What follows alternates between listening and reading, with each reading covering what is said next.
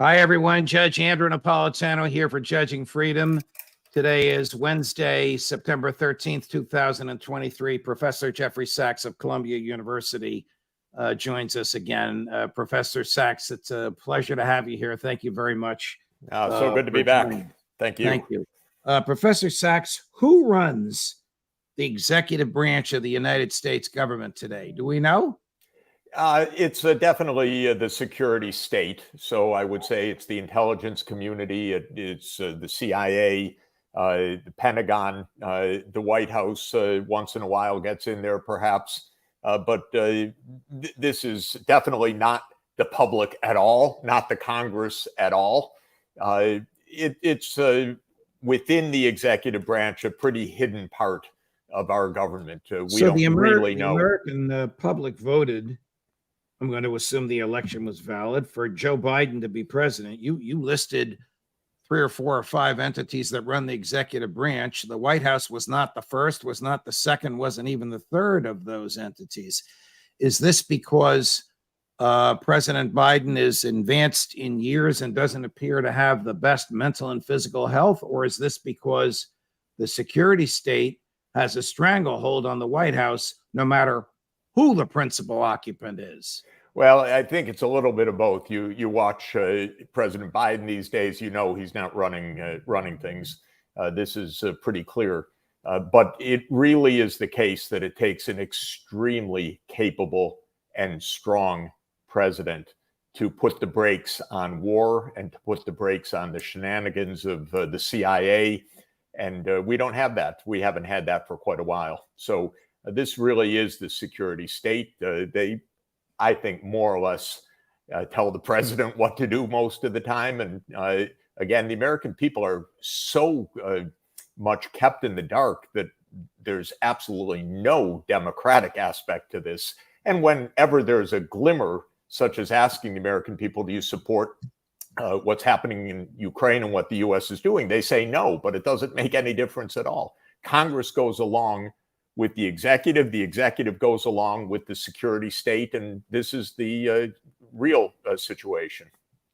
The president of the United States who established the security state would live to denounce it. President Harry Truman, of course, famously signed the National Security Act in 1947. In 1963, published a famous piece in the Washington Post. In those days, there was a morning edition of the Washington Post and an evening edition. Now there's barely a morning edition, but they do have one. His piece appeared in the morning edition, and it's the former president of the United States. And the Washington Post took it off the editorial page in the evening edition, presumably because of what he said, which is that the CIA was totally out of control. It wasn't the CIA he envisioned, and it should be disbanded. JFK famously said, not publicly, but to his brother and others, it should be smashed into 1,000 pieces. He said that 3 months before he was murdered. So it is clear that the CIA is out of control. The Patriot Act, which was enacted in the crazy days right after 9/11, which nobody in Congress had a chance to read, unleashed the federal government to spy in a manner that we never imagined. Turned out the spying was even worse than we thought. Not only has that not dissipated, now that the terroristic threat has dissipated, it's actually gotten worse and more sophisticated. So, question, and I apologize, Roger Ailes would let me have it because it's too long a question. Does the intelligence community have a stranglehold on the Congress and the White House by the dirt that it knows about and has on them? I think what Truman was saying when he wrote that famous article is that in 1947, the United States Republic made a catastrophic mistake.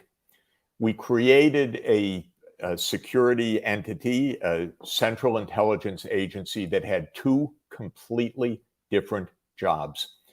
One was true intelligence, what's going on in the world, analyze. This is actually quite important. The other was a secret army that at best is responsible to the president, and at worst is responsible to nobody who tells the president what to do. We have a secret army and we have an intelligence agency, and they're both under the rubric of the CIA. I have no problem with the CIA as an intelligence agency.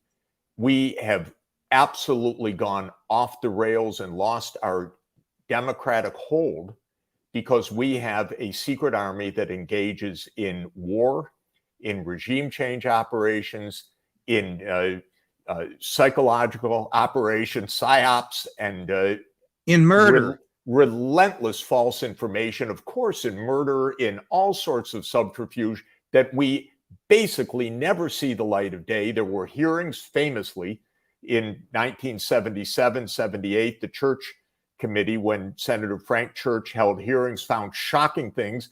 That's the last time that we've actually had public scrutiny of this institution. But what we know is that we have been engaged in nonstop regime change operations. And one of them, the one in February 2014, has gotten us into an extraordinarily dangerous hot war. Because when the United States was part of a conspiracy to overthrow the government of Ukraine, that set us to a war with Russia. And we've never heard the truth about that. And we probably never will hear the truth about that, except when it comes out kicking and screaming through whistleblowers and people who eventually tell the truth. And it's quite interesting, if I may, it may sound like a weird digression, but it's not. 60 years ago, President Kennedy was killed 60 years ago this year, quite possibly by rogue agents of the CIA or parts of the US government. And a completely hokey workup was made of the forensics based on, as many people know, this crazy magic bullet theory that tried to justify the absurdity that Oswald was the only shooter, despite eyewitnesses and despite so much evidence. And just last week, the Secret Service man at, I think, 88 now has said, oh, by the way, the magic bullet theory is completely wrong because I found that bullet in the back of Kennedy's seat in the limousine, and I put it on the stretcher.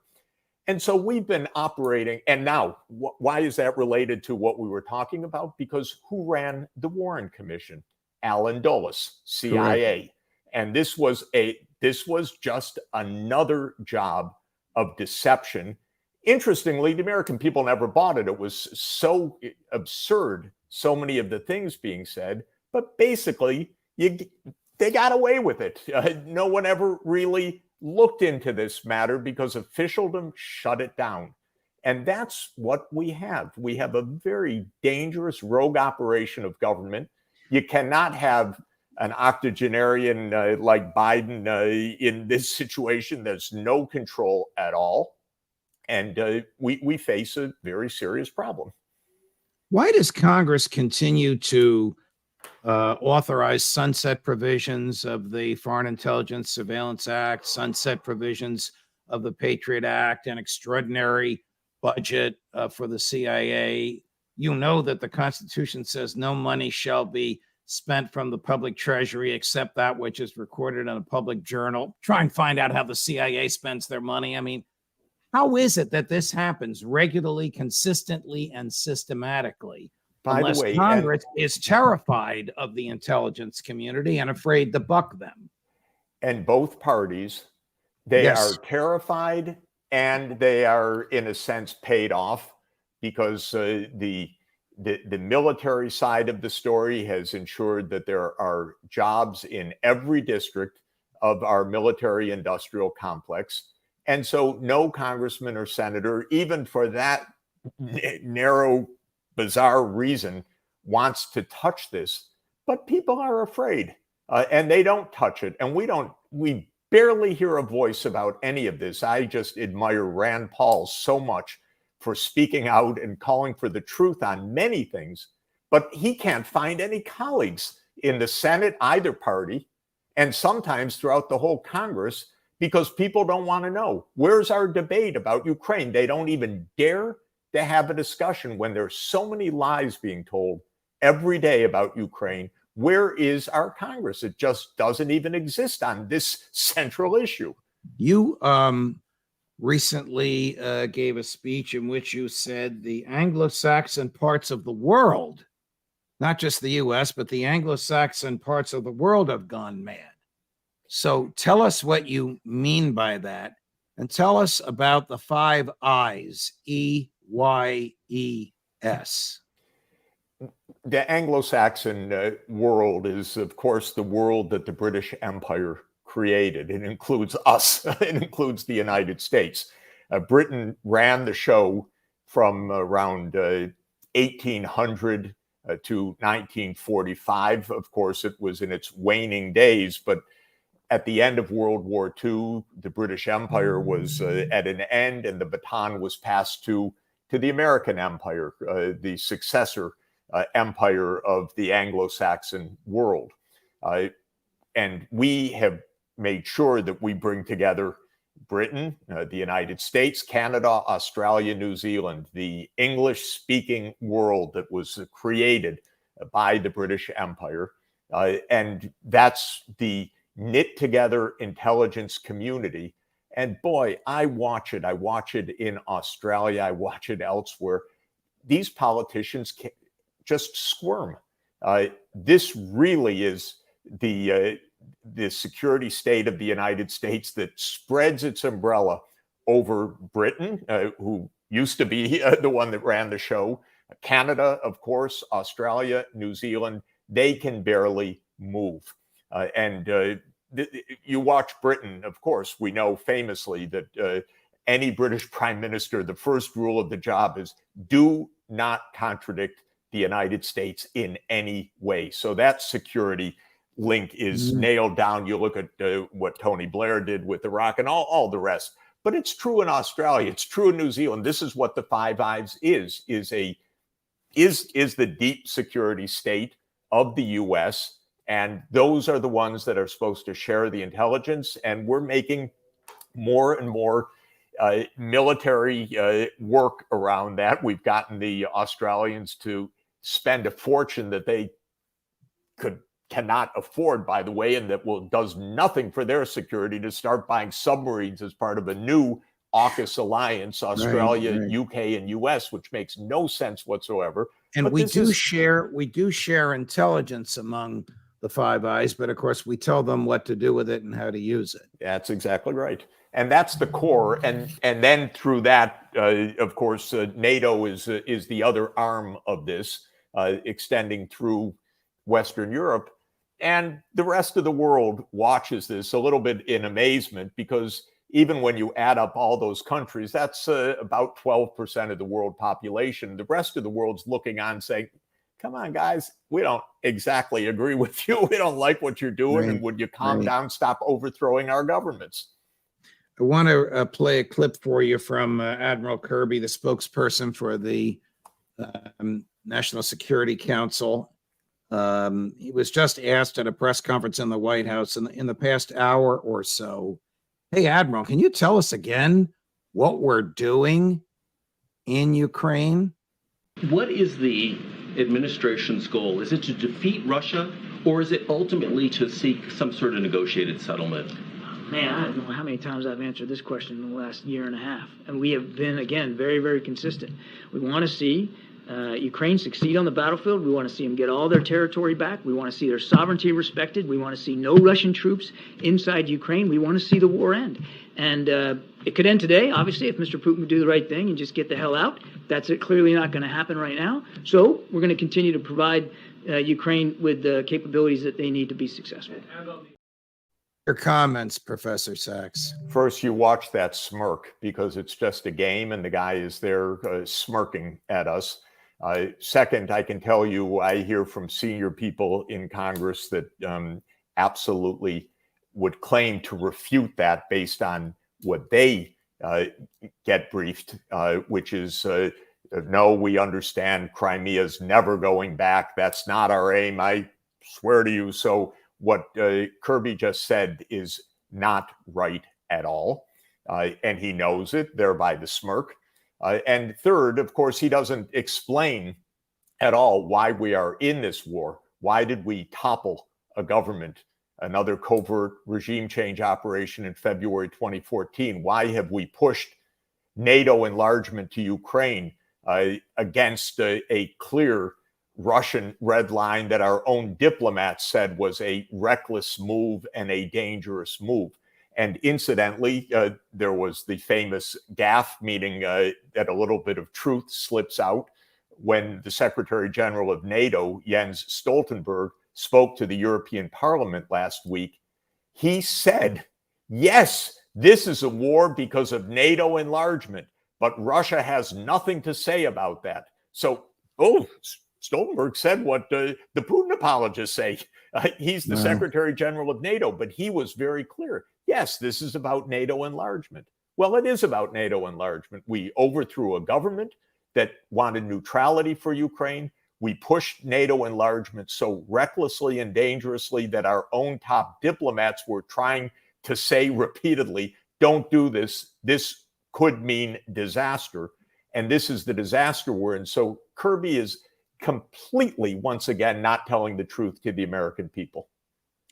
President Trump and a young man named Jack Teixeira are both about to go on trial for the unlawful possession and exposure of NDI, National Defense Information. Just bearing that in mind, I want you to watch a clip from CBS News. The correspondent, David Roberts, is a friend of mine. The person being interviewed is General Miley. The general takes David into the subterranean inner sanctum of the Pentagon. See what's on the walls of that inner sanctum that now has been broadcast all over the world when the CBS News report was shown on television. Then General Mark Milley, chairman of the Joint Chiefs of Staff. What do you have up first this morning?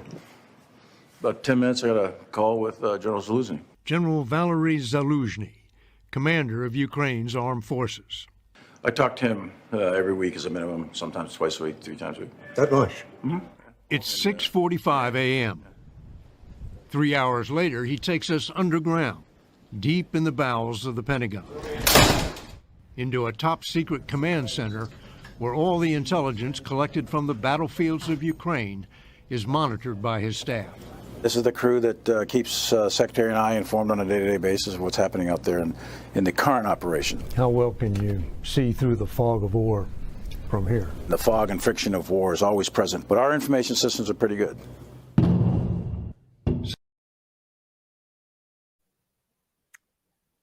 His information system seemed to be revealing to CBS News the location of Ukrainian troops on those maps on the walls. Is it a cavalier attitude about national defense information? Do these maps change all the time? Does this concern you or not concern you? You know, my concern's actually a little bit different, which is that it was completely knowable and predictable that the U.S. was sending Ukraine into a bloodbath this summer.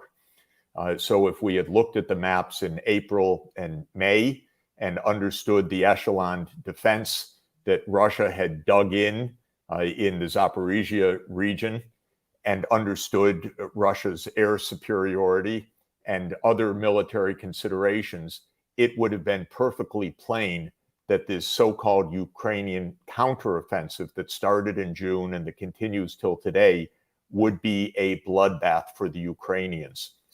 And that's what really concerns me, which is we are not telling the truth to ourselves and to the American people. And right. Shockingly, by the way, I saw that Senator Mitt Romney announced he's not running for re-election. Sorry to say to my taste, goodbye, Senator. You have been the one that is saying all along what a great war this is. No Americans dying. We're getting our money's worth. Same thing, Richard Blumenthal said that, Senator of Connecticut. Shame, shame. We are sending tens of thousands of Ukrainian young people off the street. These aren't even professional soldiers. These are people taken off the street and sent to their near instant death right now, completely predictably. And we are not told that, but if you analyze a little bit, it's perfectly understandable, and it was predictable beforehand. So whatever those maps show, what we should be told as the American people, because we're bankrolling this, is that we are bankrolling a bloodbath of Ukrainians. Professor, I could not agree with you more. And I don't remember if it was Senator Romney or Senator Blumenthal who said we're getting our money's worth. And the acid in my stomach welled up. Yep. One more clip I want to show you, which is relevant to what to the brilliant statement you just made, Professor Sachs. This is President Zelensky saying, took too long for us to start the offensive. They didn't get the weapons here to us fast enough. When we speak about the counteroffensive, it depends on many cases. Of course, we gave a lot of time for Russians. We gave a lot of time to prepare, to mine, to put the mines in. To put the mines on the fields and on the big territory. And so you see the three defending lines. And that's because you were waiting for Western for the weapon. weapons. That's why I said it depends on many issues. We waited too long, it's true. No, I'm thankful to partners, to the United States. I'm thankful very much, President Biden, and to Congress. But we have to understand, we waited too long. They put mines. Then when we been ready from the point of view of our partners, because the decision to give us, for example, Bradley or another kind of weapon, the decision, it doesn't mean the result. You don't get them immediately. Of course you don't. Of course you don't. Not sure where to begin with that. Ukraine is a vassal state of the United States. The American taxpayer is paying to operate the government, to operate their Veterans Administration, and paying for the graft. But I'll let you take it from there. It makes me shudder to watch that. I don't think it's an easy position for a president of Ukraine, but God, has this guy failed miserably, terribly, leading his country to destruction.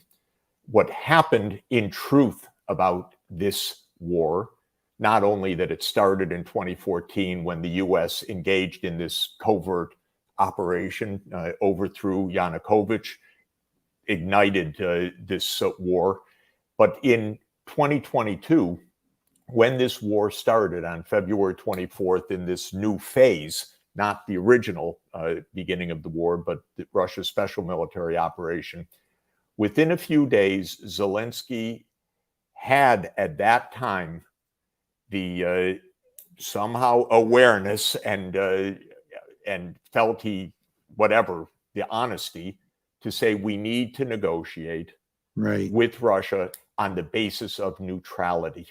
And I know what happened then. We talked about it last time, and I've spoken to the inner group of those negotiations in the end of February and through March 2022.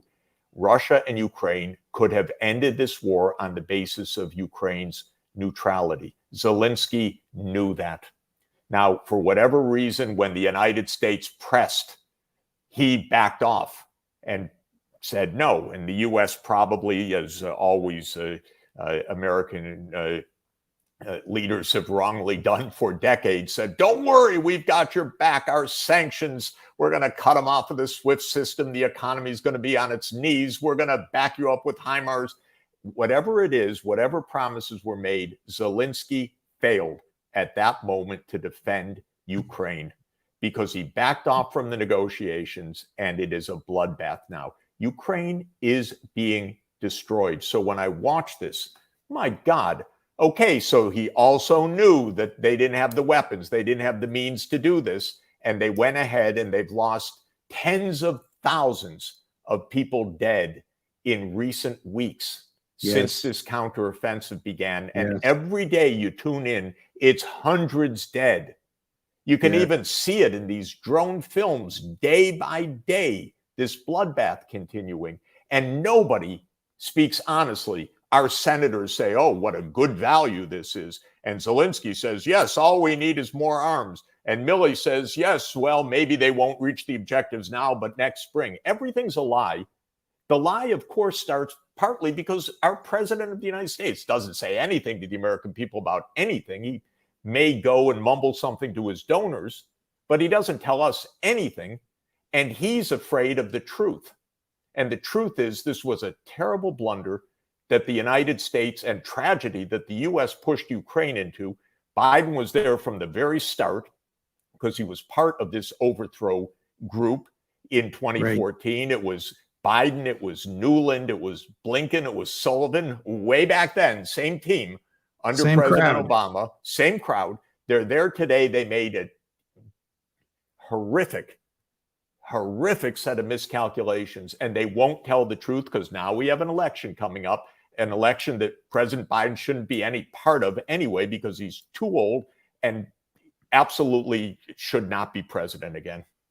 Professor Sachs, you're spot on. I had 2 pages of questions for you. I didn't even get through the top of the first page because your answers are so illuminating, engaging, courageous, and right on. Would you come back again next week, Professor Let's Sachs? do it. Absolutely. Okay. I'm trying to find Chris. You know, my dog jumped right up into the screen. Yeah, he was there last time. We took a screenshot of Professor Sachs smiling, me smiling, and Chris looking at me like that, but he's in another room now. We'll give Chris my best regards, please, and we'll see him next week. Give Sonia my best as well. Thank you, Professor Sachs. All the best. Thanks so much. Thank you. Wow. Nothing else I can say except thank you for watching. Judge Napolitano for Judging Freedom.